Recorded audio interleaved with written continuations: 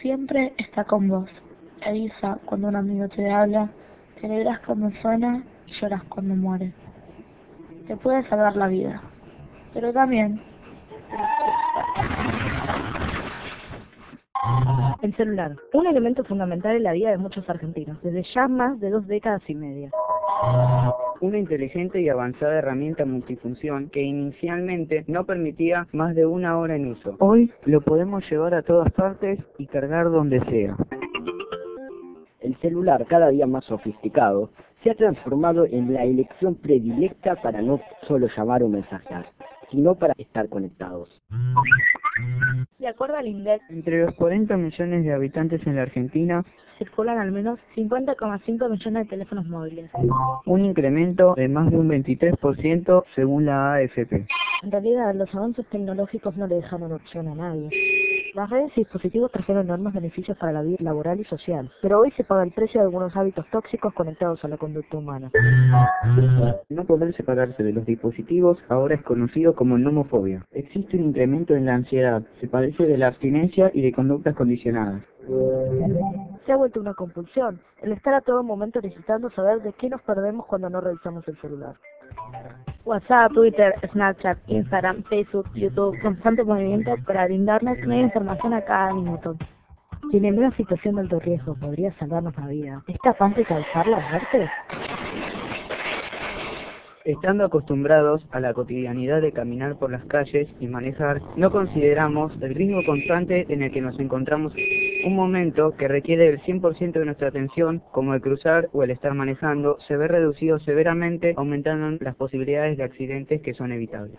La conducta del individuo cambia al conducir inmerso en la realidad de los celulares. Para ser capaz de mandar un mensaje o mantener una llamada, se divide nuestro nivel de atención que le asignamos a cada tarea.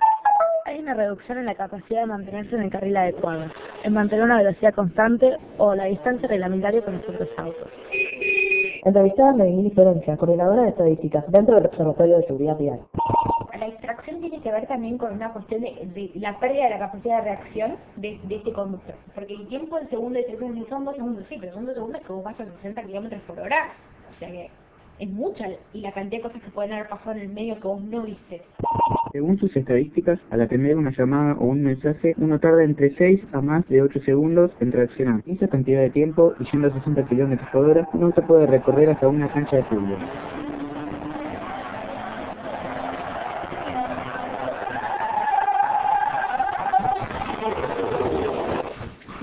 Ahora, ¿cuántos son los siniestros causados por los celulares? Entrevistada a Pilar Jiménez, del área de prensa dentro de Seguridad Vial. Bien, bueno, pero ¿cuánta gente muere por el uso celular? No, en este número que no se sabe, vos podés a lo sumo tener un estimativo, pero como que lo que voy es que, por ejemplo, la gente no puede decir que tanta gente muere por el uso del celular. Esto es una información muy arriesgada para dar y la verdad que es muy difícil de probar. Pero entonces, ¿cómo es posible que ciertas organizaciones sean capaces de brindarnos este tipo de datos? luchemos por la vida. Doctor Alberto Silveira. Estar hablando por celular o mensajeando mientras se conduce aumenta el riesgo de morir hasta 9 veces más, ya que implica de alguna manera estar en otro lugar, en otra realidad. Algunos estudios consideran que un conductor en estas circunstancias está más limitado que aquel que está altamente alcoholizado. Reales o no estos datos, no se dan a explicar por sí solos y tampoco certifican las estadísticas que da Luchemos por la Vida de la cantidad de usuarios que utilizan el celular al conducir día a día. La realidad es que este tipo de organizaciones no tienen un verdadero respaldo, y aunque sean números respetados o a los que la gente recurre, han sido acusados múltiples veces de la imprecisión de dichos datos o fuentes que los corroboren. El mismo Silveira ha declarado en el pasado que se basan en las estadísticas oficiales, pero que corrigen dichos datos en base a estimativos como cuántos policías no envían sus registros, y creyendo que dentro del mismo sistema de emergencias mueren más personas en Argentina que en cualquier otro lugar. Pero ¿por qué es tan complicado tener los números de cuántas personas mueren por usar el celular? Para empezar, el Observatorio Vial realiza tanto encuestas como estudios observacionales en todas las regiones del territorio. Pero la pregunta prevalece: ¿cuál es el motivo por el cual no obtenemos las estadísticas de muertes separadas por la causa? Cuando hablamos de causa de un siniestro, estamos hablando de una pericia. Cuando hay una pericia, actúan los peritos de parte buscando responsabilidades. La dirección estadística no busca responsabilidades de los accidentes ni las causas de esos accidentes, sino busca factores de riesgo. Estadísticamente nosotros tenemos datos del contexto de un siniestro vial, pero no las causas del siniestro vial. Referenciamos en este lugar, pero hoy las causas no forman parte de la red del sistema de estadística.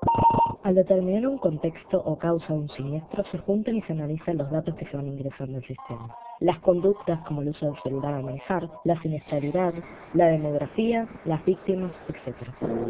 Para determinar un porcentaje de las causas que provocan el siniestro, se deberían poder recopilar todos los factores de todos los siniestros dentro de la Argentina. Ahora, ¿por qué sería esto un problema? Habría que tomar en cuenta que la organización tiene un alcance nacional y que la Argentina es un país federal. Entonces, las provincias adhieren o no a la ley nacional y además adhieren o no a nuestro Sistema Nacional de Estadística a través de un convenio. La seguridad vial es jurisdicción generalmente de los municipios, por eso aquí hay municipio por municipio. Hay otros ámbitos donde vos tenés la ley y ya está. En sí, hablar, por más que, no sé, La Rioja te adhirió, bueno, pero no hace falta. Vos, ¿para dónde el gobernador te dijo que sí? Después todos los intendentes se tienen que decir que sí. Buenos Aires, siendo la principal de las 23 provincias del país, posee 135 municipios. Aún así, el celular es la segunda causa más frecuente de distracción entre los conductores, con un 31% en autos y camionetas y con un 22% en motos y ciclomotores. Además, en el caso de los peatones es muy importante el uso de auriculares en la vía pública, ya que se pierde la completa reacción ante todo el entorno. El estar atentos es un deber de todos, ya que en una situación que se da en el medio de la calle nos puede afectar a cualquiera.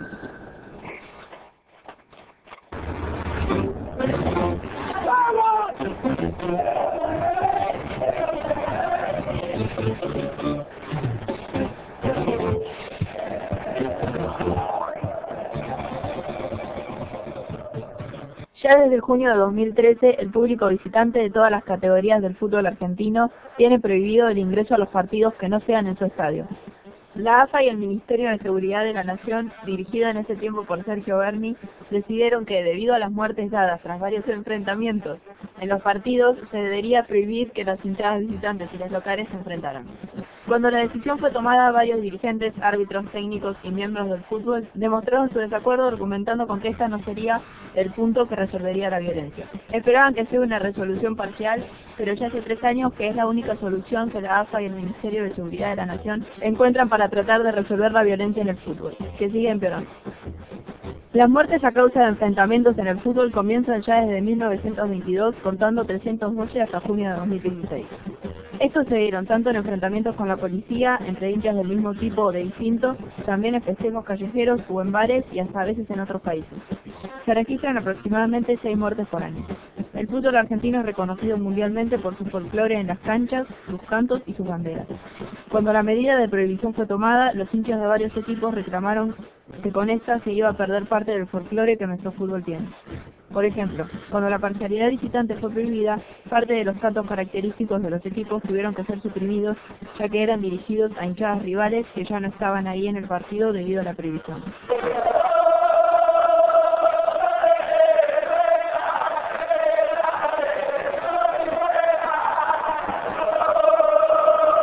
El fútbol argentino tiene muchos años ya.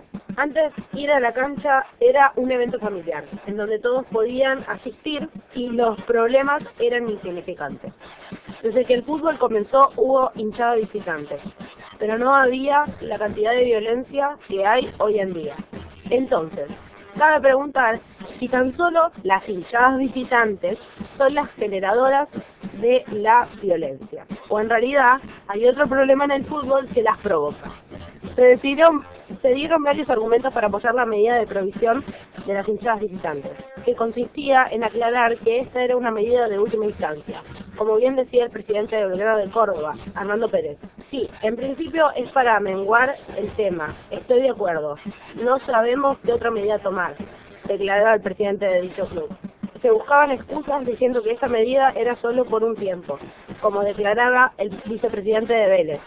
Es imprescindible que se juegue sin visitantes por un tiempo, decía el 12 de mayo de 2013. Pero también hubo voces importantes que se proclamaron en contra de la medida que se iba a imponer. Aníbal Fernández ejemplificó diciendo: Es como si usted ponga una pizzería y no venda pizza, comparándolo con tener el fútbol, pero no dejan que todos lo vivan. Continuaba diciendo que la solución para la seguridad tenía que ser buscada por otra vía. Otra voz fue la del presidente de Colón de Santa Fe, Germán Lerche, que se oponía a la medida dando tales argumentos. Al fútbol se juega con público visitante y la responsabilidad es del Estado por velar la seguridad. Por eso es el Estado quien debe disponer de las medidas. Por último, Matías Lames, presidente de San Lorenzo, daba un dato certero. Lo mejor que tiene el fútbol son los hinchas. Ya se redujo la cantidad de visitantes y no fue solución. Para saber qué opinan los hinchas que se ven más afectados por no poder ir a ver a su equipo a una cancha que no sea la del mismo, entrevistamos a Silvio, un ex barra del Club Atlético Boca Juniors, que no comparte la medida tomada en el 2013 y opina lo siguiente. En mi caso le daría un poquito más de poder a la barra brava para que maneje la situación ellos, que es un grupo de personas bastante grande. Y no metería gente de tercero, por ejemplo, la policía, o directivos que, por el tema de lo que es la plata o el dinero, están en esa movida y es lo que está mejorando en el fútbol hoy en día.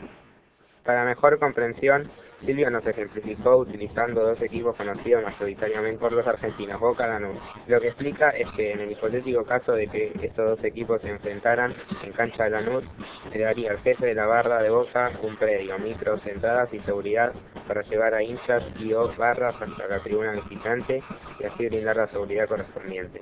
Por otro lado, hablamos con Raúl Gámez, dirigente del Club Atlético Vélez Arfiel, quien nos contó que antes de que se tomara la medida en 2013, él ya había propuesto a la AFA jugar un año sin público visitante para ver cómo resultaba y en ese año organizarse bien, ya que los viajes en los que se trasladaban a los hinchas visitantes traían muchos problemas. Además, propuso que los que fueran a la cancha sean todos abonados.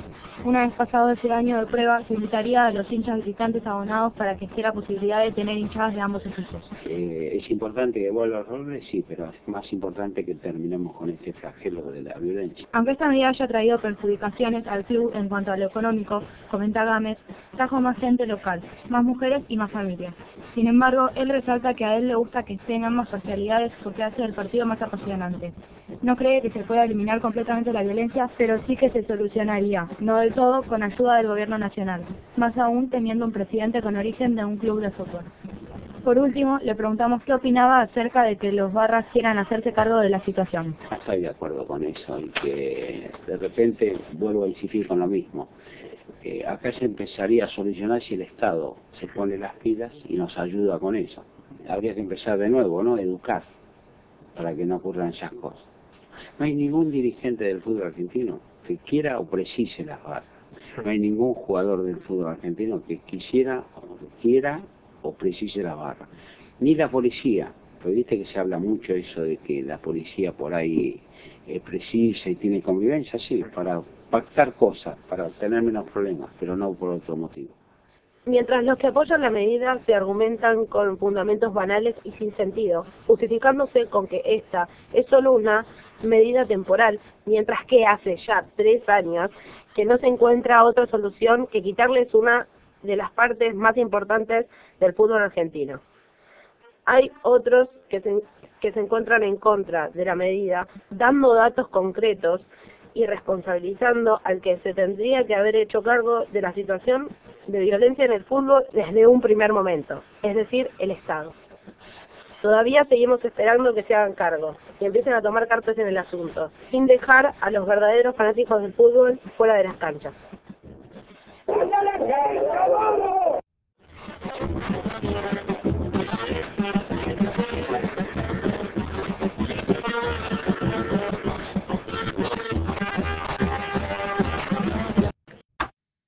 Memoria de los desaparecidos. Memoria de los desaparecidos. Memoria de los desaparecidos. Es un incógnita el desaparecido. No tiene entidad, no está. Rodolfo Wolf, José Carmen María Carrasco, Jaime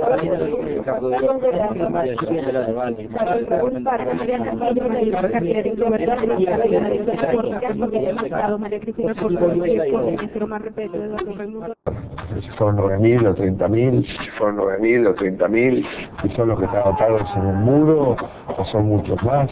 Me parece que es una discusión que no tiene sentido. muerto en vivo, está desaparecido.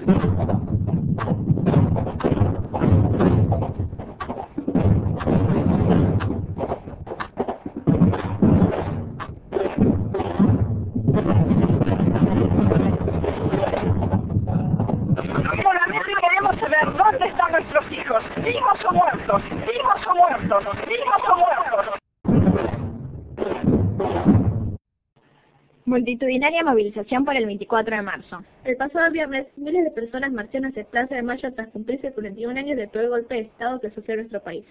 Todos se manifestaron en nombre de la memoria, verdad y justicia. También se incluyeron consignas señalando el enorme retroceso en materia de derechos humanos que hubo como consecuencia de la política del gobierno actual, las reflexiones sobre la similitud de ambos modelos económicos y la caída del poder adquisitivo de los salarios. Es una fecha patria, ¿no? Es el 24 de marzo y siento que es un día muy especial. Después también políticamente creo que hay un montón más para decir. Es el derecho humano por un lado y por otro lado el no a este modelo económico. Fue el modelo económico que vino a matar a nuestros chicos en los 70. La jornada se extendió hacia la tarde-noche. La gran diversidad de personas que asistieron a ella, desde jóvenes hasta militantes y familias, muestra la lucha diaria de la sociedad por mantener y cuidar la democracia. Se marcha el 24 de marzo por los 41 años del golpe militar. La multitud marchó para hacer memoria y justicia por los 30.000 desaparecidos desde dos lugares, Exesma y el Congreso hasta Plaza de Mayo. Hubo una gran diversidad de personas que concurrieron allí, desde niños, adolescentes, militantes y hasta parientes de militares. En lugar de tener familiares desaparecidos, tengo familiares militares. Entonces, nos contaban la historia desde su lugar, desde su punto de vista, nos hablaban mal de los movimientos políticos, de los movimientos guerrilleros que se enfrentaron a la dictadura, y yo tuve que hacer un aprendizaje por mi cuenta, de la historia, de lo que pasó, de la otra versión, digamos, ¿no? De la versión de los perseguidos. Variedad de personas e ideologías, pero todas con un mismo objetivo, hacer memoria. No pedí tu opinión. O sea, la violencia empieza ahí, en el momento que dejo de tratar a la mujer como una persona y la trato como un objeto. El 100% de las mujeres sufrieron algún tipo de acoso callejero a lo largo de su vida. Al 47% la siguieron por la vía pública. Al 37% un hombre les mostró sus genitales. Y el 29% fue tocada sin su consentimiento con intención sexual. Según informa una encuesta hecha a mujeres de 10 provincias en abril del 2016, la Coordinadora de Mujeres de la Matria Latinoamericana. También un estudio de la UAI, Universidad Abierta Interamericana, hecho en Capital Federal y conurbano bonaerense en abril de 2014, muestra que el 76,2% de las mujeres no reaccionan a los comentarios por el temor y la intimidación que sufren, y que el 42,9% siente miedo a la hora de caminar sola por la calle. Que el acoso callejero es una de las formas de violencia de género más naturalizadas. Pero, ¿qué entendemos por violencia de género? Se trata de una violencia que afecta a las mujeres por el mero hecho de serlo. Constituye un atentado contra la integridad, la dignidad y la libertad de las mujeres independientemente del ámbito en el que se produzca. Destaco dos modos en que esta violencia afecta a la mujer en el acoso callejero. Psicológica, la que causa daño emocional y disminución de la autoestima o perjudica y perturba el pleno desarrollo personal o que busca degradar mediante amenaza, acoso, hostigamiento, humillación. Incluye también cualquier otro medio que cause perjuicio a su salud psicológica y a la autodeterminación. Sexual, cualquier acción que implique la vulneración de todas sus formas, con o sin acceso genital, el derecho de la mujer de decidir voluntariamente acerca de su vida sexual o reproductiva a través de amenazas, coerción, uso de la fuerza o intimidación. Ley de Protección Integral a las Mujeres, número 26.485. El acoso callejero es una de las tantas expresiones que existen en una sociedad machista. Es el hombre demostrando que puede decir y o hacer lo que quiera porque tiene todo un sistema que lo avala. Es la idea masculina de propiedad sobre un cuerpo femenino que no le pertenece. Hay mucha gente que naturaliza este tipo de comentarios y habla de ellos como piropos, restándole así importancia, ignorando que las mujeres en cuestión no pidieron su opinión ni hicieron algo para provocar estos comentarios. Educación sexual, hay que hablarlo. El verdadero propósito de la educación sexual tiene que tender a que niños y niñas, chicos y chicas aprendan a reconocerse y a quererse, aprender a saber cómo son y cómo funcionan. Y además, cómo son y cómo funcionan otros que son de su mismo género y quienes son del otro. ya que al hablar de sexualidades no hablamos solo de genitales, sino de conocer el cuerpo, hablar de nuestra piel, de la sensibilidad y del respeto hacia uno mismo y hacia el otro u otro. Yo soy Laura Ariel, soy ginecóloga. La sexualidad es un factor muy importante en la vida humana y es muy importante, ¿por qué? Porque representa lo que las personas son. Tiene que ver con los sentimientos, tiene que ver con las relaciones, tiene que ver con el aprender, con reflexionar, con plantearse, con tomar decisiones. Mi nombre es María Dolores Aguilar, soy politóloga, especialista en temas de género. La educación sexual, según la ley nacional, debe ser impartida en todas las instituciones educativas, independientemente del trabajo o la ideología que tenga la familia y de la formación que imparta. La educación sexual la da el Estado, no la organización familiar, y es un derecho de los niños y niñas de recibirla por parte de instituciones en función de los parámetros establecidos por la ley nacional. Es imperativo ejercer o programar una educación sexual que contenga márgenes más amplios para que quepan todas las sexualidades y se pueda disfrutar y tener satisfacciones en el ámbito sexual. Hay que hablar de deseos, fantasías y conductas que están en función de cada persona y no existen reglas ni normas preestablecidas tal como nos han dicho. En la erótica es mucho más importante el cómo se vive que cómo se hace. El disfrute, el placer y el saber que es plural y con muchas posibilidades es básico en estas etapas evolutivas del desarrollo. A partir del caso de Romina Tejerina. Romina Tejerina fue condenada a 14 años de prisión por el asesinato de su hija recién nacida. Cumplió 9, los 2/3.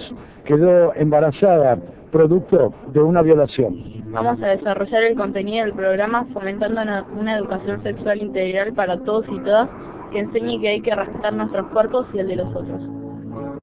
En sus ojos la mirada de un secreto sin amor y el final es un camino con las heridas de todos que se lavarán con su bendición.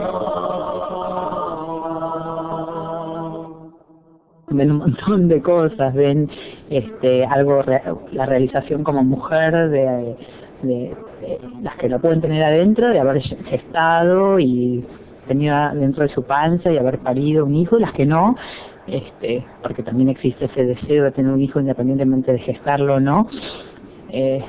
Ven como no sé, creo que algunas pueden ver la trascendencia, o también simplemente ocuparse de alguien y formar esa cuestión tan básica que es una familia.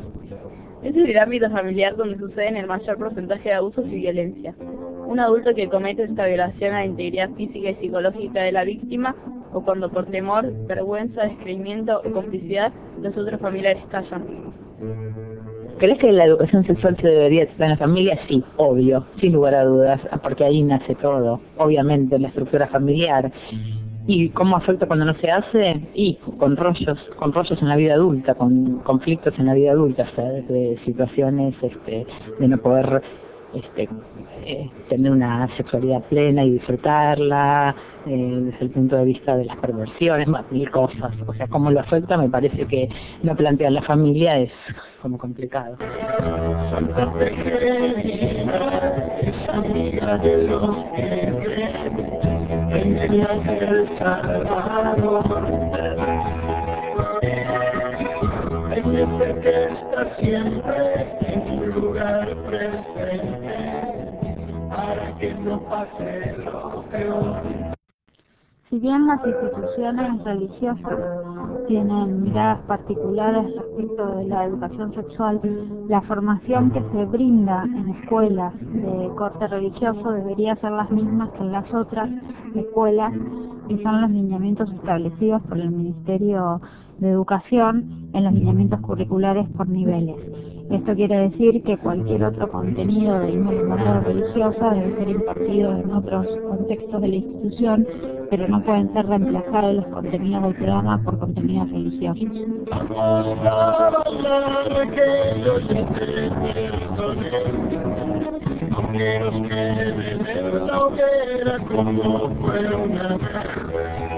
En función del caso de Tesenina, puntualmente, o sea, una falta de educación familiar hace que una piba no cuente y no pueda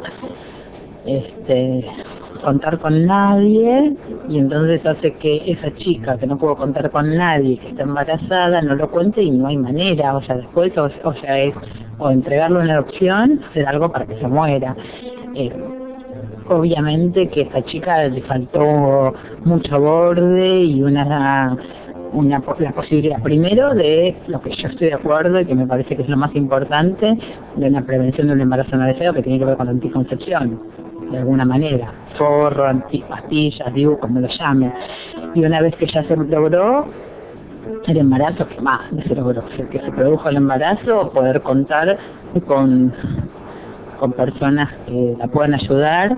No hubo una familia primero que habló de anticoncepción, que habló de un montón de cosas, o si las habló, una vez que la chica se embarazó, no pudo encontrar algún lugar donde ella poder interrumpir eso que ella no quería, ¿se entiende?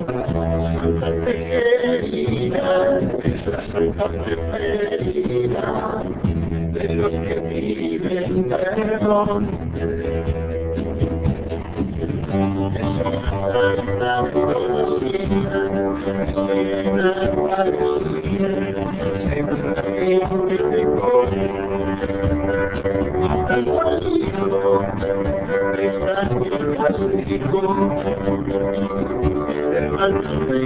violación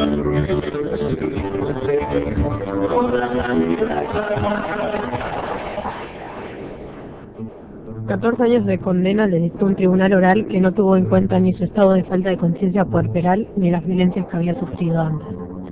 El caso de Romina debería servirnos para pensar una educación sexual que abarque no solamente el ámbito escolar, sino que se proyecte a toda la sociedad. Una sociedad que se encariñe consigo misma. Un cuerpo legislativo que represente el ideal de un pueblo que se manifieste por igualdad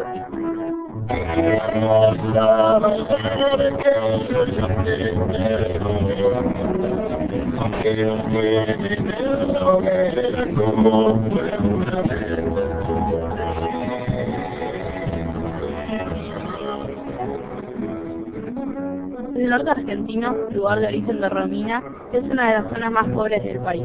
Así lo indicó una nueva investigación del Instituto de Estudios Laborales y del Desarrollo Económico de la Universidad Nacional de Salta, que afirma que Salta es la provincia más pobre y no creemos que sea casualidad que las provincias del norte tienen las tasas más altas de violaciones, las que llegan a ser 10 veces mayores que las provincias con tasas bajas.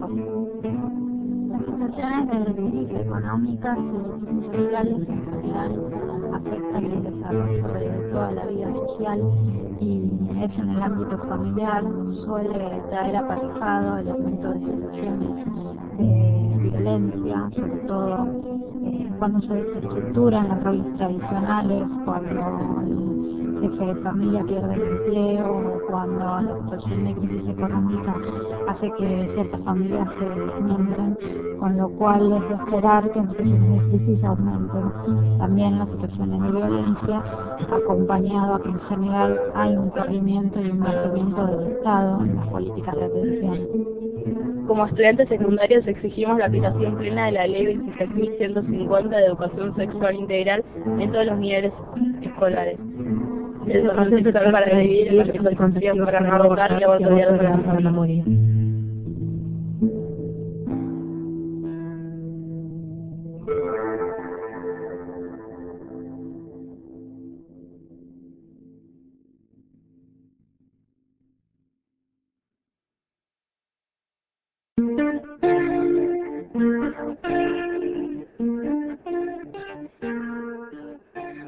El 24 de agosto de 2016 prescribió la causa de ECO. Frente a este suceso, las palabras de Sergio Levin, participante activo de la organización Conduciendo Conciencia y padre de Lucas, uno de los alumnos fallecidos en el accidente, fueron: ante cada anomalía, la causa volvía foja cero. o por la ineptitud la dejaban estar, hasta que por el tiempo prescribió. Pero el error fue de la injusticia de Santa Fe. Los familiares solo pedían veredicto, culpable o inocente, pero la prescripción, y después de 10 años, deja como que no ocurrió. Luego de oír estas palabras, nos preguntamos, ¿existieron modificaciones a lo largo de los 10 años?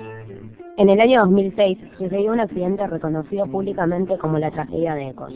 Un micro que transportaba alumnos hacia una actividad solidaria en la provincia de Santa Fe iniciamos su retorno a la capital de Buenos Aires, barrio de Palermo, en donde se establece la escuela secundaria.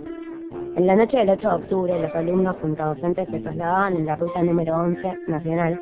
Allí, un camión el cual era conducido por un hombre borracho se desvió hacia el carril por donde iba, de mano contraria, el micro estudiantil. El siniestro fue fatal y le quitó la vida a 9 alumnos y una docente del colegio quedó como acompañante. Paralelamente a estos hechos, los padres de los chicos y al marido de la docente fallecida fueron conformando la organización Conduciendo Conciencia.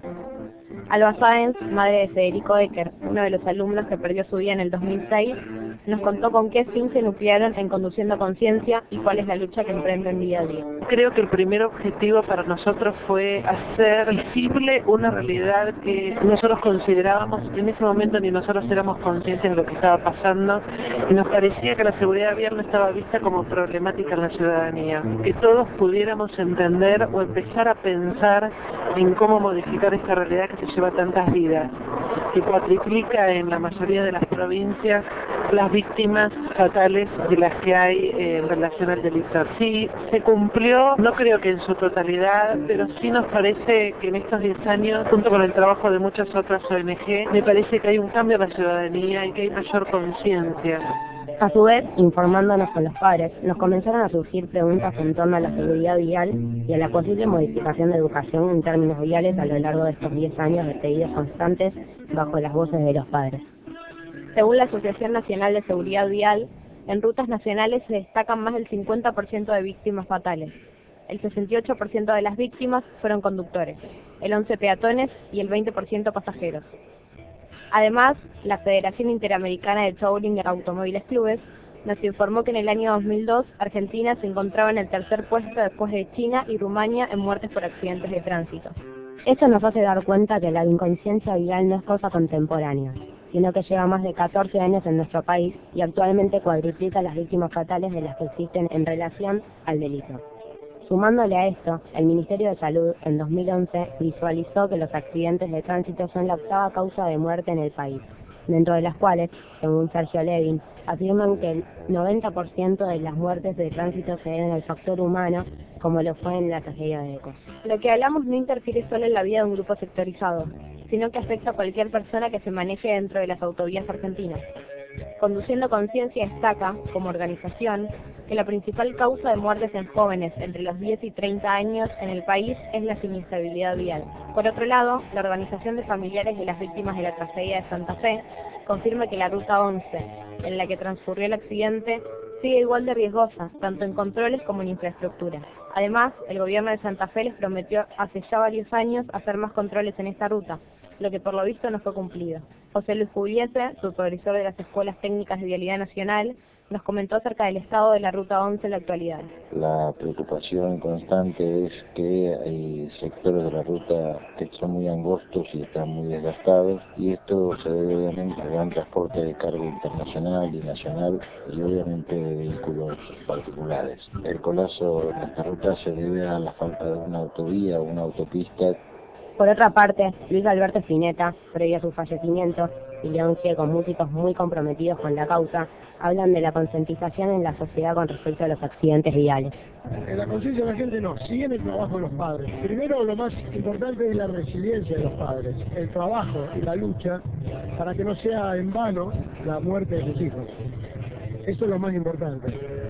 No pretendemos ver el cambio, realmente, pero se han logrado cosas, como por ejemplo repartir 100.000 libros en diferentes colegios para que los maestros puedan participar con los alumnos en la educación vial. Se está por conseguir el documento único para manejar, para conducir, y bueno, no creo que haya habido mucho cambio. Respeto mucho el trabajo de los padres, porque que no sea en vano todo esto. Si todo esto puede llegar a salvar alguna vida, ya eso está bien. de a poquito ir logrando que la gente se concientice, porque es una cuestión de amor, amar a las personas, entre nosotros, querernos, cuidarnos entre todos, si no es un país que se va a convertir en un nido de delincuencia.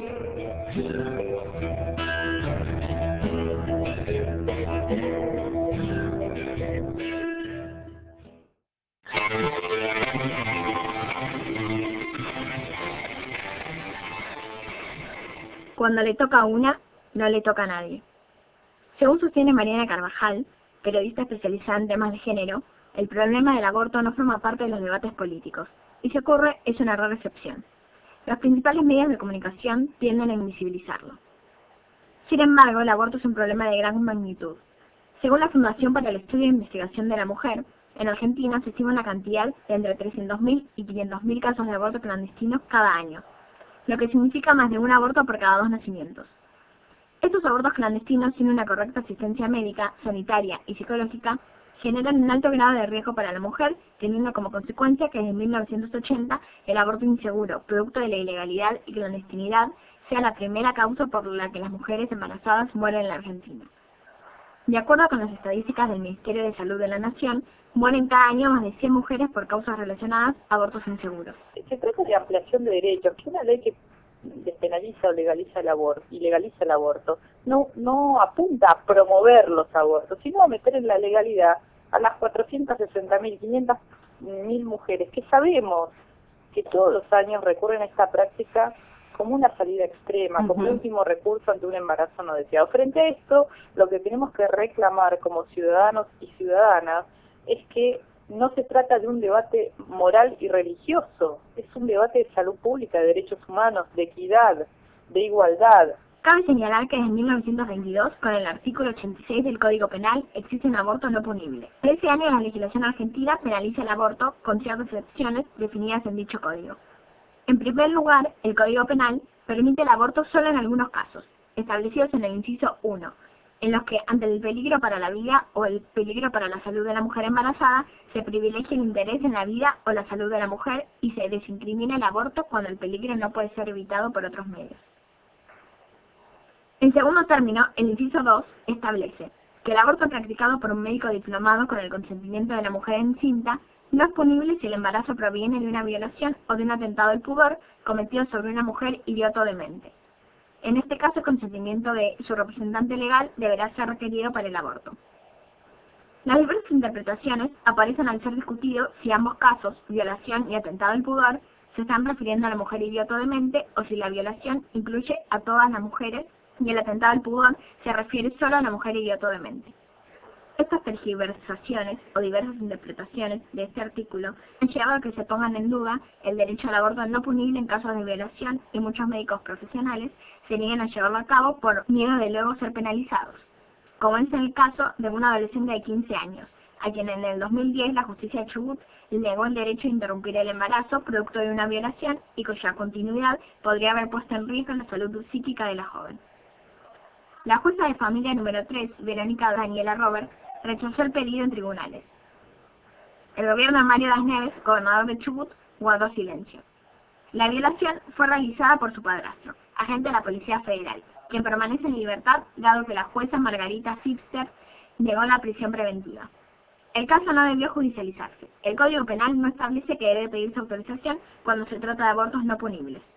La práctica se debe realizar en el marco de la intimidad de la atención de cualquier intervención médica. Esto muestra una enorme falta de presencia del Estado y un claro incumplimiento del derecho a la salud que está presente como uno de los principales derechos que tenemos como seres humanos en nuestra Constitución. Es decir, el Estado, quien supuestamente te tendría que proteger y cuidar como ciudadano argentino, garantizando el cumplimiento de todos tus derechos, no hace más que penalizarte por una causa que la tuviste que hacer en condiciones ilegales y totalmente inseguras, porque él mismo no te brindó la ayuda y condiciones necesarias para poder llevarla a cabo legalmente. La necesidad de legalizar el aborto supone el fracaso de la despenalización reducida a ciertos casos predeterminados. Sexto grado, no comprende textos. Y la terrible inequidad entre aquel que puede ir a una escuela privada versus aquel que tiene que caer en la escuela pública. Caer en la escuela pública. ¿Se cae verdaderamente en las escuelas públicas? Según nuestro presidente, es un beneficio estar en la escuela privada y una desgracia en la escuela pública. ¿Es así? Indagamos el tema para responder esta pregunta. Entrevistamos a especialistas, docentes de escuelas privadas y públicas, también a un ex ministro de Educación. Se dice que la escuela privada es mejor que la pública. ¿Por qué? Porque está cuidada desde el nivel infraestructura.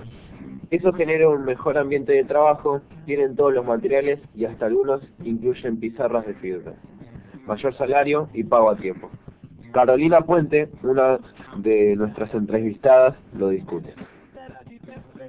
La pública que queda en Saavedra y se llama ENEM número 5, Monseñor Angelelli. A mí me llamaba mucho la atención este año que estuvimos haciendo estas actividades en primero sobre reflexión sobre las escuelas, porque en primero es un grupo que hay mucho, la mayoría de los pibes son de privada, y cuando estaban haciendo un balance sobre qué cosas positivas rescataban y qué cosas negativas, del vínculo con los profesores, del espacio, cuando traían el espacio, traían muchos problemas edilicios. Entonces, uno que contaba que a un compañero se le había caído parte de un ventilador en la espalda, otros que contaban que si en un aula en particular, si enchufaban en un determinado enchufe, entraba en corto la escuela, o sea, problemas graves de infraestructura. Y me llamaba mucho la atención porque las que venían de la pública decían lo mismo, y entonces yo le llamaba la atención, pero fíjense cómo uno piensa, bueno, tiene la representación de, bueno, la privada, que es mucho mejor que la infraestructura, y había un montón de problemas de infraestructura. También hay escuelas públicas que saben y pueden mantenerse a base de cooperadoras. Las escuelas dejan muchas cosas dependiendo de las cooperadoras de padres. Lo que termina pasando es que vos cada vez más tenés, sobre todo con mantenimiento de infraestructura, se ve eso, escuelas públicas donde la población es de clase media, que de repente tenés ventiladores en todas las aulas, computadoras nuevas. La culpa es del Estado. Para la escuela pública se dice que den subsidios, lo cual no es cierto, pero ese dinero es el único que tienen para los salarios e infraestructura. En las escuelas públicas en realidad no se habla de subsidios porque la escuela pública depende directamente de la gestión estatal. Entonces, cuando se habla de guita ahí puesta, de que baja desde el ministerio, es el presupuesto, digamos.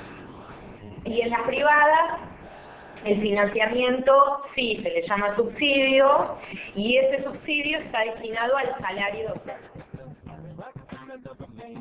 Con una escuela pública de provincia, conurbano, que se llama, es una secundaria, que es la secundaria 58, y está en un barrio de Morón, en donde van los chicos de la Villa Carlos Gardel. Los profesores hacemos una vallita para comprar sillas. La escuela no está recibiendo, hay una cosa que se llama la caja chica que recibe la escuela del municipio, que no lo está recibiendo más.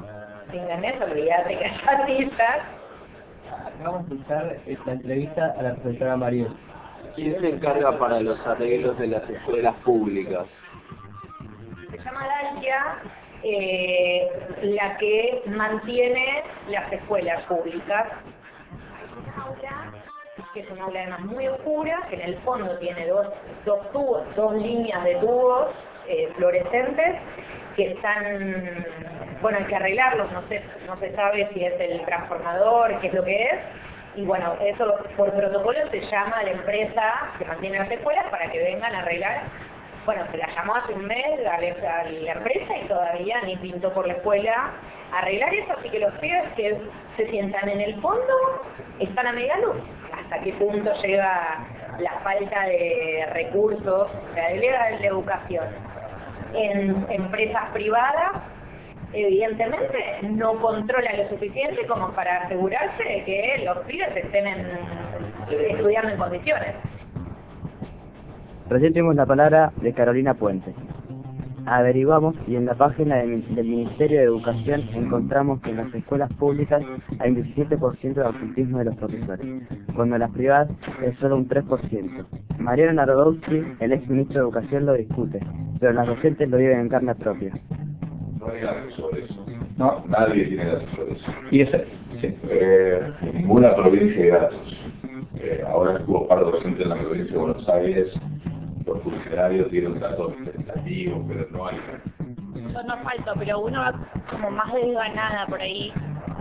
Por varias razones. Primero, la situación, o sea, los salarios son más bajos, porque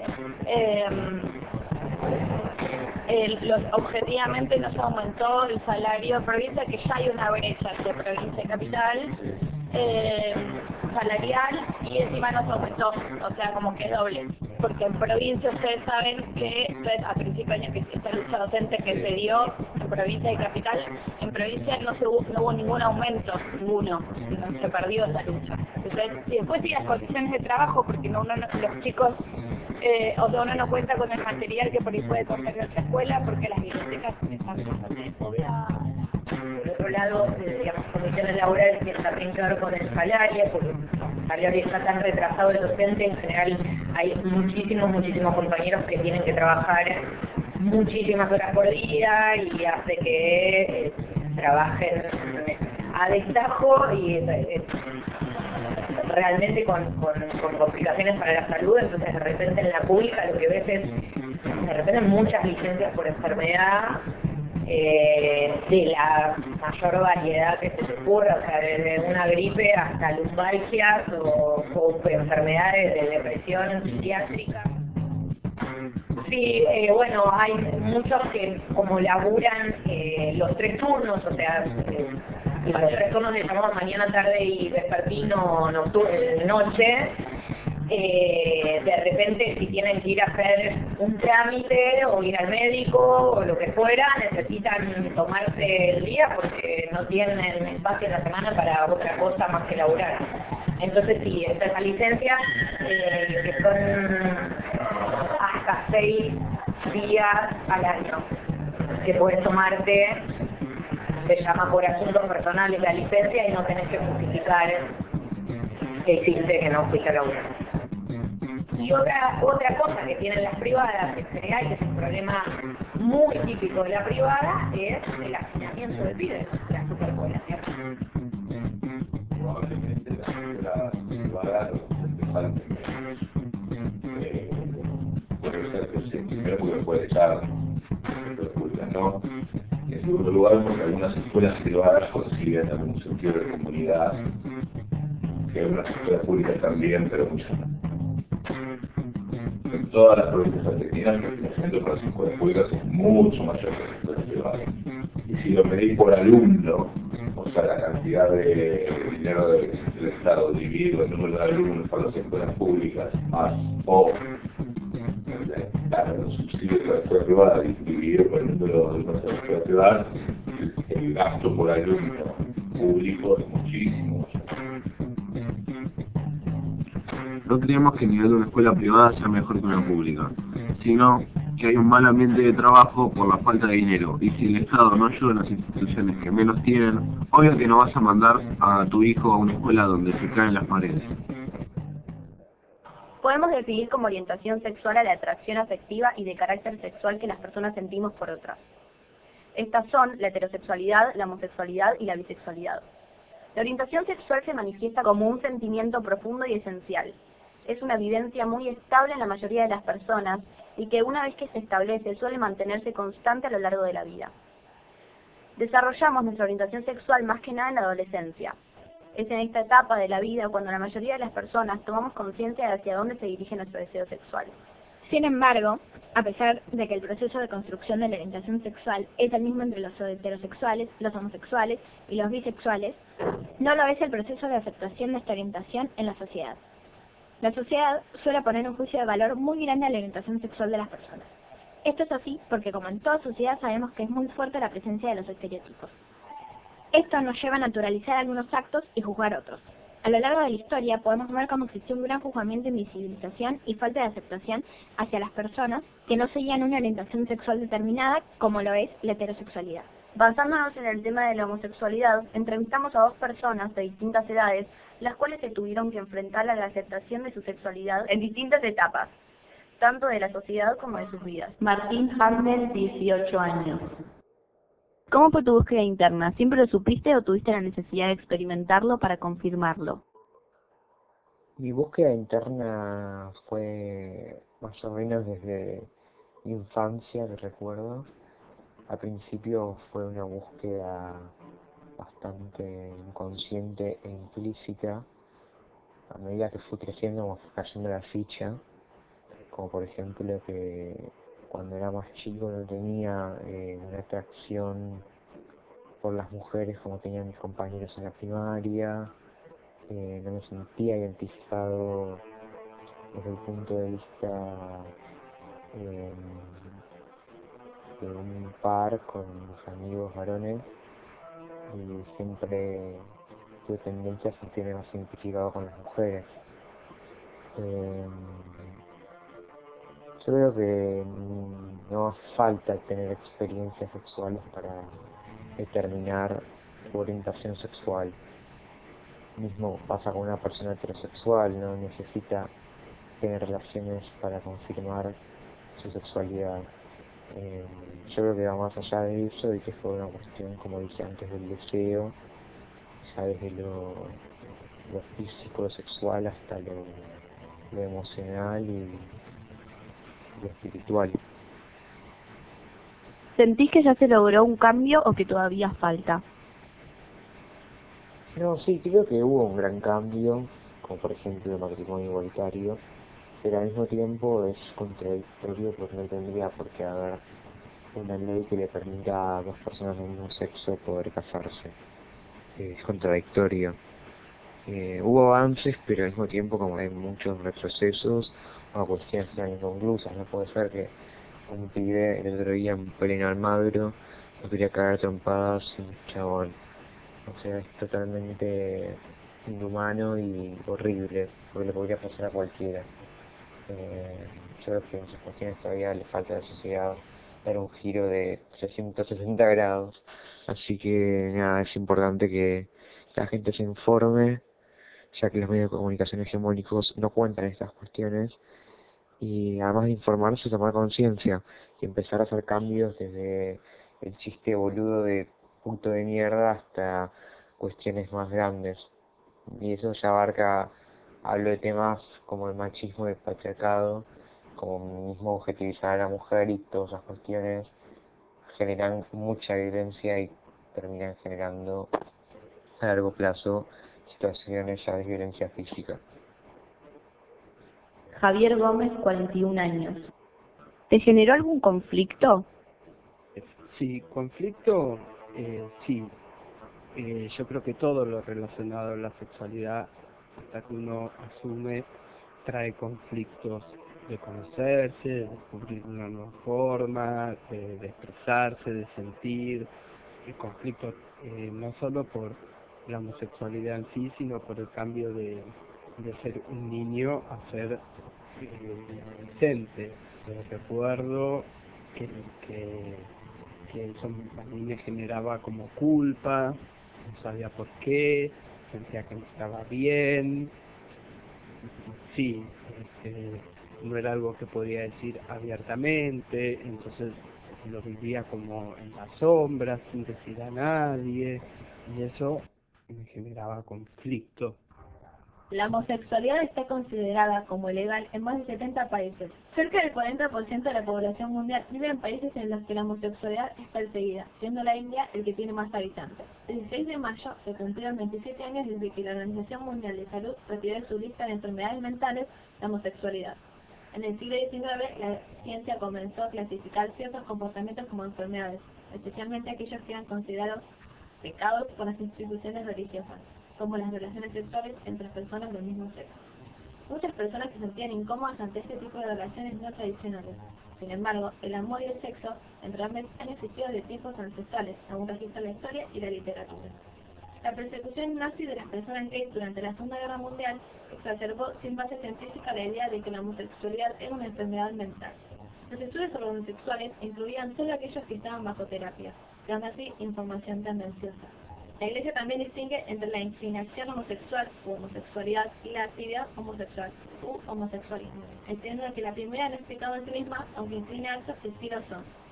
Acá es donde podemos distinguir entre orientación sexual y conducta sexual, siendo esta última la orientación sexual. Como sabemos, se refiere a la atracción sexual y sentimental que sentimos por otras personas del sexo contrario o de nuestro mismo sexo, homosexual, heterosexual o bisexual. La conducta sexual hace referencia a los episodios de carácter sexual en la vida de una persona. El concepto de familia es una de las cosas que más pesa a la hora de ver el conflicto que genera para la Iglesia esta aceptación. Se considera que la familia es la unión de un hombre y una mujer, es decir, dos sexos opuestos, que tienen la posibilidad de procreación. Por esto consideran que la unión de dos hombres del mismo sexo se niega la posibilidad de procreación y a la vez, ante una posible adopción, se le estaría negando al niño la experiencia de la paternidad y la maternidad. Todas estas justificaciones por parte de la Iglesia no están incluyendo ni teniendo en cuenta el enorme peso que tienen los procesos sociales en la vida de todos los seres humanos. Vivimos en un mundo donde la coyuntura sociocultural tiene una fuerte presencia y no puede ser negada ni invisibilizada. Si bien es cierto que la única posibilidad de procreación es a partir de la unión de dos sexos opuestos, esto no puede ser justificación para negar, no aceptar ni reconocer la diversidad de orientaciones sexuales que existen. Y aquí es donde el Estado debería estar presente, garantizando la igualdad de derechos para todos los ciudadanos. Es muy loco pensar hoy en día que solo hace 7 años los homosexuales se pueden casar legalmente en nuestro país. La ley de matrimonio igualitario fue un gran logro que se obtuvo luego de una larga lucha de las organizaciones. Y lo podemos ver como un avance en el sistema legal en cuanto a la igualdad de derechos y un hecho simbólico en la transformación o realización de un cambio en nuestra sociedad. ¿Qué planes tenés para los jóvenes homosexuales en el país? Mira, yo creo que la igualación de todos los derechos de las parejas homosexuales o las parejas heterosexuales es absolutamente necesaria. O sea, si yo tengo todo mi sitio y me voy a poder casar con mi novia, sí, absolutamente. ¿Cómo te cayó la decisión de movilizarme pidiendo apelar el casamiento de personas del mismo sexo? No comparto porque yo tengo otra visión del tema. Creo que me creo que gran caso de eso se hace, que todos nos preguntamos todo el tiempo en la política, porque tiene esa carita de hábil declarante y todo el tiempo declara lo que el resto quiere escuchar, con lo cual Concumbio dijo una cosa y después dijo la otra. ¿Hacías referencia a la verdad de apoyar el casamiento gay y a la de no apoyar el casamiento gay? No, yo fui muy clara, ayer en el Twitter lo expliqué, cuando yo le dije a Cumbio en ese momento, cuando ella me preguntó si yo estaba, si iba a poder casar con su novia de acuerdo a lo que nosotros pensábamos o no, yo le dije que personalmente sí, yo pensaba que sí, que iba a poder, porque el casarse para una pareja homosexual es la unión civil. Lo que yo creía y lo que yo le decía a ella era que estaba incompleta y que había que completarla con todos los demás derechos. No pensé ni una cosa antes ni otra cosa, pienso exactamente lo mismo antes y ahora. La igualación de todos los derechos de las parejas homosexuales con las parejas heterosexuales es absolutamente necesaria. No la equiparación de la pareja homosexual a la pareja heterosexual. Yo pienso exactamente lo mismo antes y ahora. Esta ley fue aprobada el 15 de julio de 2010, modificó el Código Civil argentino a fin de garantizar el acceso pleno al matrimonio por parte de todas las parejas, incluidas las conformadas por personas del mismo sexo. La ley también establece el régimen filatorio de las parejas igualitarias y garantiza el derecho a la adopción conjunta para todos los matrimonios. Desde la Federación Argentina Lesbianas, Gays, Bisexuales y Transexuales se realizó la presentación en 2005 de los proyectos de ley debatidos por el Congreso Nacional, tanto en la Cámara de Diputados como en el Senado, junto a diputadas y diputados nacionales de todos los bloques parlamentarios. Igualmente, esta ley fue aprobada en la Cámara de Diputados dando solo 125 votos a favor, mientras que 19 diputados se manifestaron en contra, 4 abstenencias y 16 ausentes. Asimismo, en la Cámara de Senadores, la ley obtuvo 33 votos a favor, mientras que 27 senadores votaron en contra.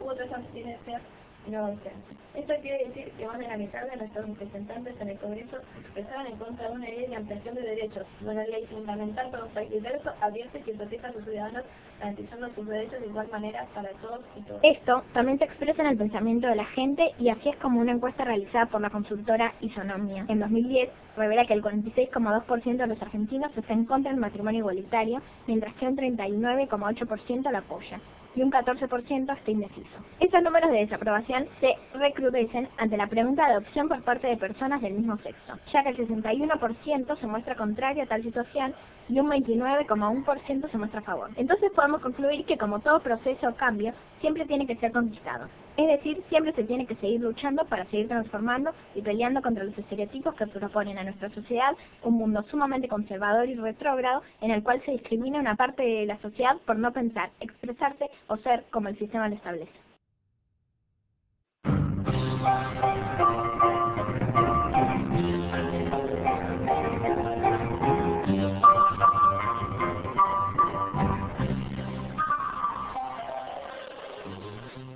El viernes 11 de noviembre, el Comité Normalizador difundió la nómina de clubes que mantienen deudas con la entidad, y apenas 51 clubes de los casi 3.000 que están afiliados directa o indirectamente no tienen deudas exigibles o incluso tienen crédito a su favor. Tal vez no todos los equipos reúnan el dinero que necesitan para pagar lo que deben. Esos equipos no estarán habilitados para incorporar jugadores el próximo periodo, según declaraciones de Armando Pérez, el encargado del comité. Desde el gobierno, Mauricio Macri está proponiendo una ley para que puedan establecerse las sociedades anónimas, deportivas en el fútbol argentino. Si el club se funde, desaparece, como ha pasado en algunos casos, ese hincha se muere, en su persona se muere el fútbol para él, porque él no puede cambiar de equipo. Entonces creo que con respecto a los hinchas, los dirigentes del fútbol tienen que realmente hacer una autocrítica profunda y ir hacia una reforma. Y de vuelta en esto no podemos inventar la rueda, ya está inventada. O sea, si el mundo fue hacia reformas que independizan los sistemas de control presupuestario, que transparentan la asignación de referees, que mejoran la competencia para que de mejor competencia, mejores espectáculos, mejores equipos, mejores jugadores. La Argentina tiene que ir a lo mismo, y si el mundo fue y aceptó, en algunos casos obligatoriamente, en otros optativamente, la figura de la sociedad anónima, todo argentino también lo tiene que aceptar. Según se ha dejado entrever por distintas fuentes que estuvieron en la última reunión de AFA, Daniel Angelici, uno de los principales operadores políticos del presidente de la Nación, Mauricio Macri, ha llevado la idea de la Casa Rosada a los clubes de fútbol, las sociedades anónimas deportivas. En aquella reunión, como en el encuentro de la mesa chica entre Marín, Angelici, Lamens, se hizo presente el presidente de la Liga Profesional de Fútbol de España, Javier Tebas, quien explicó cómo funciona el sistema de dinero que ingresa a las arcas de la LPF y cómo se distribuye entre los clubes. El modelo SAD ha servido para terminar con los clubes como asociaciones civiles, para que comiencen a funcionar como empresas que no generan pérdidas. Mauricio Macri intentó llevar adelante este modelo cuando era presidente de Boca Juniors, en la década del 90. Por su parte, Marín fue presidente de Blanquiceleste Sociedad Anónima, empresa que gerenció a Racing Club luego de la quiebra. Tebas además explicitó los beneficios que traería este modelo para la venta de los derechos de televisación al resto del mundo. Lo que es cierto, pero vale destacar que solo estarían siendo beneficiados los dos clubes más poderosos, tal como sucede en el fútbol español. En 1990 se aprobó la ley del deporte que creó la figura de las sociedades anónimas deportivas como variante a las asociaciones civiles tradicionales. La idea era dotar de un mayor control y transparencia a las estructuras del fútbol profesional. La ley establecía una especie de castigo o sanción a los clubes endeudados, obligándoles a adoptar la forma jurídica de sociedad anónima deportiva, que teóricamente garantizaba un mejor y más claro funcionamiento futuro, mientras permitía que las entidades saneadas pudieran seguir compitiendo bajo la forma jurídica asociativa de los clubes deportivos. Sin embargo, las SAD en España no han tenido los resultados esperados. 17 de los 20 clubes de primera división son sociedades anónimas y no le pueden hacer competencia a los equipos que aún siguen siendo manejados por sus socios, como el Barcelona o Real Madrid. Además, al convertirse en sociedades anónimas, los clubes corren riesgo de perder su identidad. Kevin Lipsheim, parte de la comisión directiva de Argentinos Juniors, da su opinión al respecto. Creo que hay ejemplos de hecho de diferenciamiento. En el caso de Argentinos Juniors, se fue a jugar a Mendoza, que mayor pérdida de identidad de eso, que no poder jugar ni en tu ciudad, ni siquiera digo un barrio. Se sacaron de tu ciudad y en una sociedad anónima por ahí el club no le es rentable o no sé, no vende camisetas y deciden, no sé, cambiarle los escudos, los colores al club porque sí, porque es lo que más les puede convenir económicamente, y sí, ahí se pierde todo tipo de identidad. Otro aspecto que hay que analizar sobre la utilidad o no de las sociedades anónimas deportivas es si se perdería la función social de los clubes o no al transformarse en una sociedad anónima. Víctor Tuschneider, periodista de TX Sport, nos da su opinión. En general, deben seguir siendo sociedades civiles sin fines de lucro, ver cuál es la posibilidad de que haya un aporte de capital de la entidad privada y obviamente en cualquier caso, si se llegaran a conformar por las presiones gubernamentales o de cualquier otra índole que quieren eso, bueno, siempre hay que resguardar la función social que cumplen los clubes. Eso es una condición sine qua non.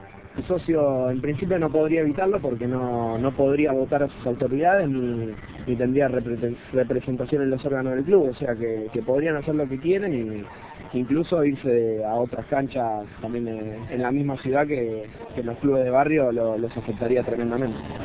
En conclusión, las sociedades anónimas no nos parecen la solución que necesita el fútbol argentino, ya que no asegura que las deudas cesen y además agrega el riesgo de que los clubes pierdan su identidad, sea su barrio, su color de camiseta o su escudo.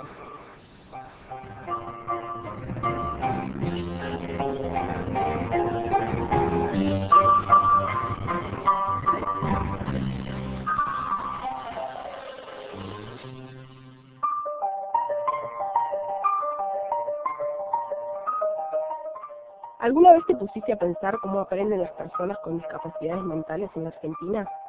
La educación especial en nuestro país ha pasado por varias etapas a lo largo de los años, y se puede decir que ha avanzado enormemente desde sus comienzos.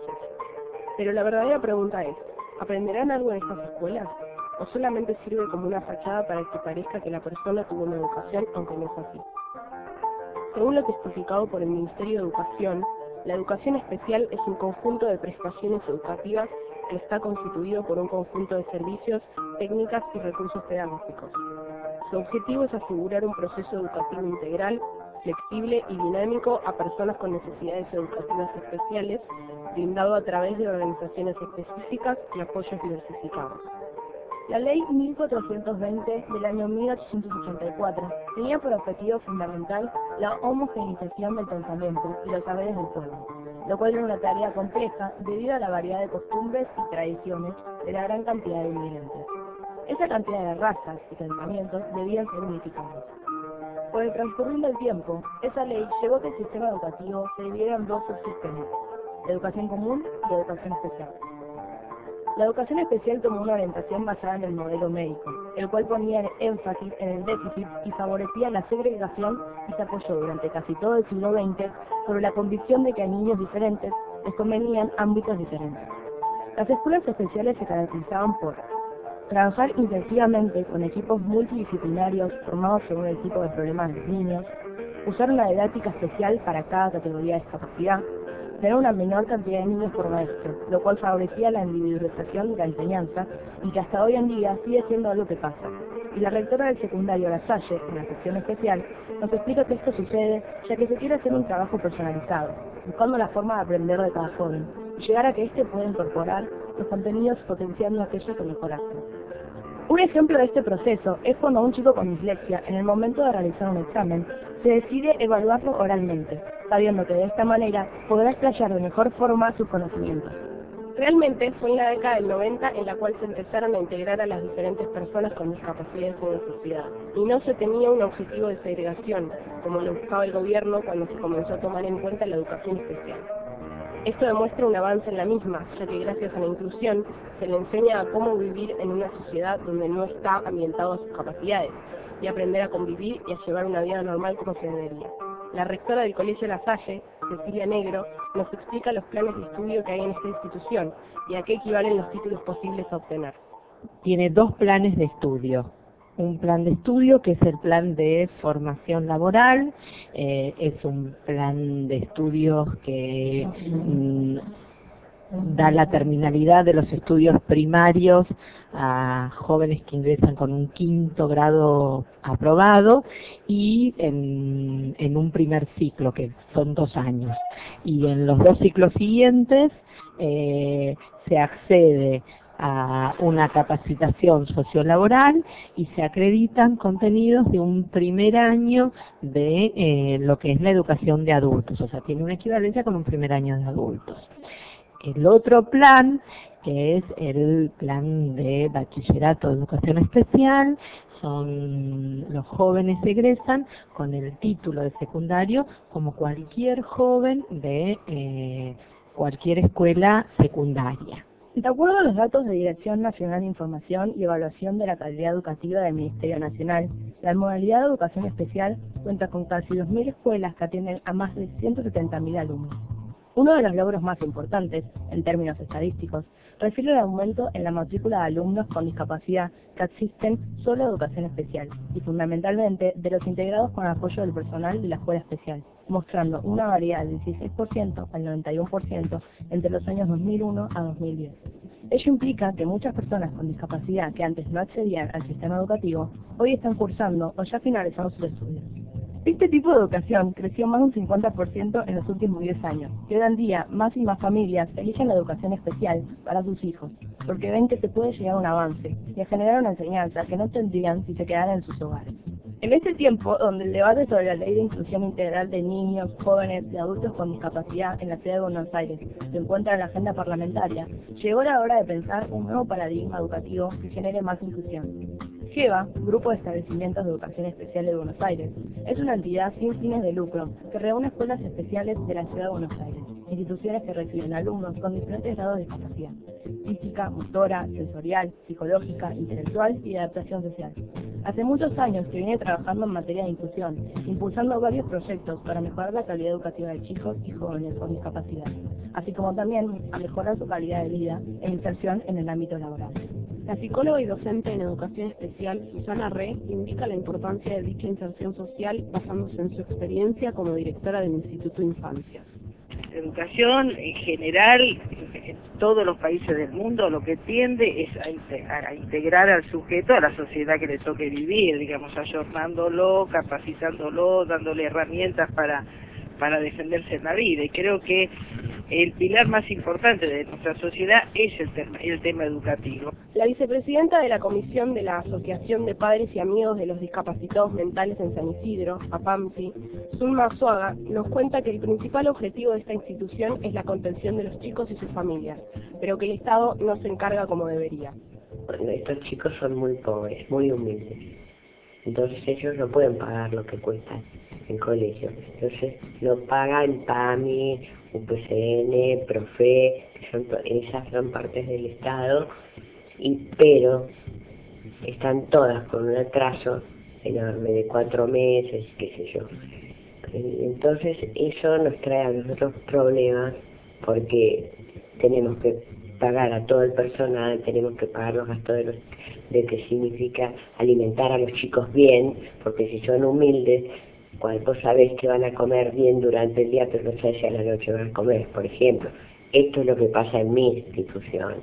No sé en otras, porque en otras no te ponen 31 profesionales y 28 chicos. Te ponen 5 profesionales y 20 chicos, por ejemplo. Así, podemos indicar que el Estado no se involucra de igual manera en todas las instituciones de educación especial y que, por lo tanto, la inclusión debería ser uno de los principales factores a resolver.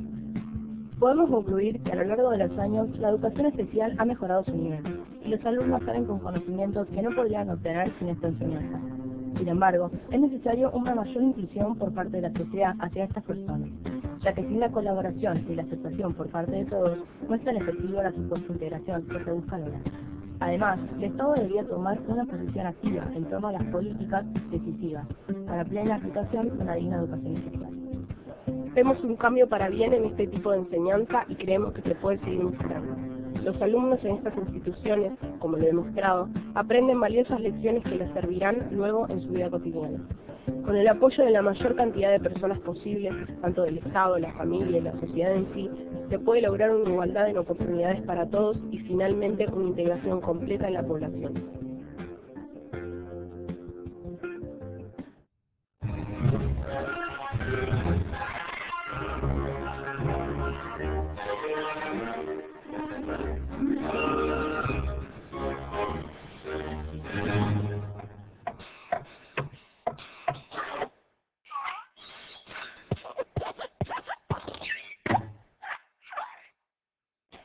Pixar Animation Studios es una de las productoras de películas animadas más grandes. En los últimos 5 años ha bajado el nivel de sus producciones en cuanto a su guión. Ahora pasamos con Melina Pérez, que nos hablará en profundidad sobre este tema. Este ha tenido un éxito asegurado desde su primer película en 1995, Toy Story, teniendo grandes éxitos como Buscando a Nemo, ¿Nemo? ¡Qué lindo nombre! Monster Inc. o Up. Pero en los últimos años la crítica no ha aprobado sus últimas producciones rompiendo así una racha de 5 años, consiguiendo el Oscar a la mejor película animada. Antes de romper esa racha, sus anteriores películas han tenido una gran recaudación. Por ejemplo, tenemos a Up, que en el año 2009 logró recaudar $700 millones, mientras que en 2010, con Toy Story 3, Pixar logró recaudar $1.000 millones. Pero luego de eso, decayó y su siguiente película logró recaudar solamente 500 millones. Y en 2012, con Valiente, recaudó nada más que 500 millones. Y así continuó. Esto es una prueba de cómo Pixar sigue decayendo. Ante esos malos resultados, el presidente de Pixar, John Lasseter, y el presidente de Walt Disney Company, Ed Catmull, han reaccionado con una confirmación de nuevas películas. 4 de ellas son secuelas y solo una tendrá trama original.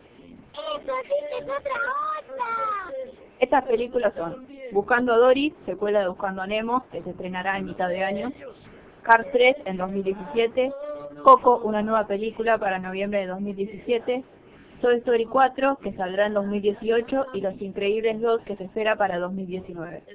Esto demuestra cuál es la solución que le está encontrando Pixar para este mal momento. Pero en mi opinión, creo que esto no es una buena idea, sino una solución apresurada que le traerá más problemas a futuro, y solo demuestra que Pixar se está quedando sin ideas. Digo esto porque las últimas secuelas realizadas no han superado las expectativas, como es el caso de Monster University y Cars 2. Wazowski, no ordenaste tu papeleo anoche. Con estas secuelas confirmadas, ¿logrará Pixar encontrar la salvación o seguirá decayendo? Gracias a todos por venir. 1000 besos, 1000 besos, 1000 besos, 1000 besitos, besos, 1000 besos. Gracias. Vuelvan pronto, 1000 besitos. Un placer.